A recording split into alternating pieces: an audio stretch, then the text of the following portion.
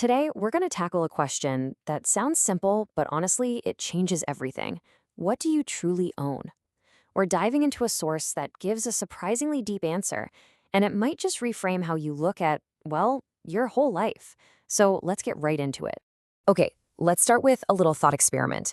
I want you to really picture this. When your time here is up, you get to keep just one thing. So what do you choose? Is it the memories you made, the career you worked so hard to build, maybe the money you saved up? Just take a second. What would it be? The source material we're exploring today gives an answer that just cuts through all of that with this stunning simplicity. The only thing you can truly take with you is your heart, your inner self. That's it. Nothing else. And here's a really powerful way to think about it. Everything we usually chase, our physical bodies, our reputation, our bank accounts, they're basically just rentals.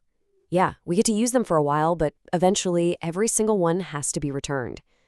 The only thing that is truly permanently yours is your heart.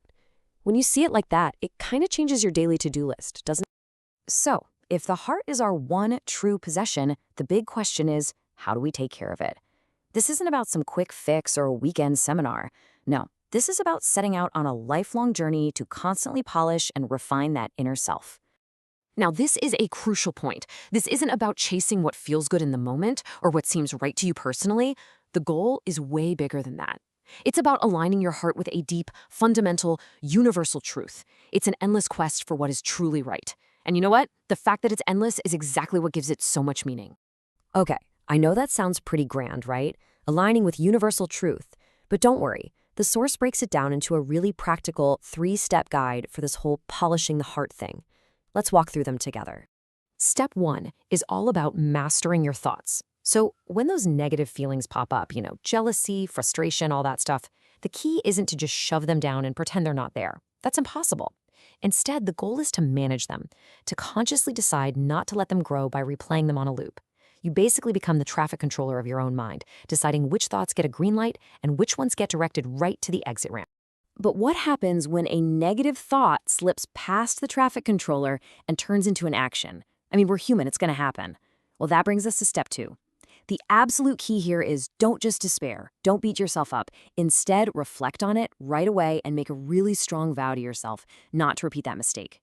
You turn that failure from a dead end into incredibly valuable data for your own growth. And that leads us perfectly to the third and maybe most important step, accepting the journey itself. This is so crucial. The work of polishing your heart is never, ever finished. There's no final boss, no you win screen. The source is clear that even when you feel like you've reached a new level of clarity, cloudiness can always creep back in. The real value, the real win, is in the continuous effort. It's in walking the path day after day. Okay, so we've been really focused on our inner world, but now we're about to make a major pivot because all this inner work has a shocking, and I mean shocking, impact on how we should be defining success out in the real world. This is going to reframe the entire concept of winning. So what we have here are 2 totally different models for success. On one side, you've got traditional success. It's all about the self, right? My career, my wealth, my status. But on the other side, there's mission-driven success. And here, the focus completely shifts from me to the world. Success isn't about what you can get, it's about your contribution to the bigger mission of creating a better world. This means you have to fundamentally change how you see yourself. You have to stop seeing yourself as just the main character in the small movie of your own life. Instead, start seeing yourself as a key player, an essential leader, in a grand, epic mission to improve the world. That shift in perspective, wow, it unleashes a kind of motivation that just chasing personal ambition can't even touch. Now listen, this is not just some feel-good wishful thinking. The source makes it crystal clear that this is a practical philosophy. It requires 2 things, like 2 wheels on a cart.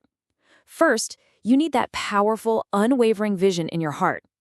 But second, you need diligent, creative, hard work in the real world.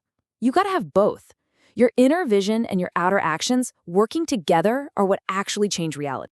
And this is where it all comes together. This is the final stage of the journey. When you've been polishing your heart and you've dedicated yourself to that grand mission, something truly amazing starts to happen. Your inner world begins to radiate outward, and it starts affecting everyone around you. You literally become a source of light. When things get tough, it is so easy to blame our circumstances or other people or just the world. But this quote, it forces us to look at things completely differently. The real battle isn't with anything outside of you. The true enemy is the despair, the self-pity, the darkness inside your own heart. So if the real enemy is internal, then all that external hardship suddenly gets a new meaning. It's not an excuse to quit anymore. No, it becomes your training ground. Every single challenge, every doubt, it's like the universe giving you a workout to strengthen your inner light, your resilience, your hope, your ability to inspire others. The trials are what make you shine brighter. And this, right here, is what the Source calls the ultimate form of success. And it's not about what you achieve, it's about how you live. It's about facing incredible difficulty, refusing to give in, and just getting back up again and again with your mission still burning bright. That very act, your resilience, your spirit, it becomes a beacon of hope for other people. It lights a fire in their hearts and inspires them to act too. So let's end with this final powerful question to take with you. If your heart really is your one true possession, like a precious gem, what would happen if it were polished to absolute perfection? Just imagine, how brightly could it possibly shine? Something to think about. Thanks for joining me on this one.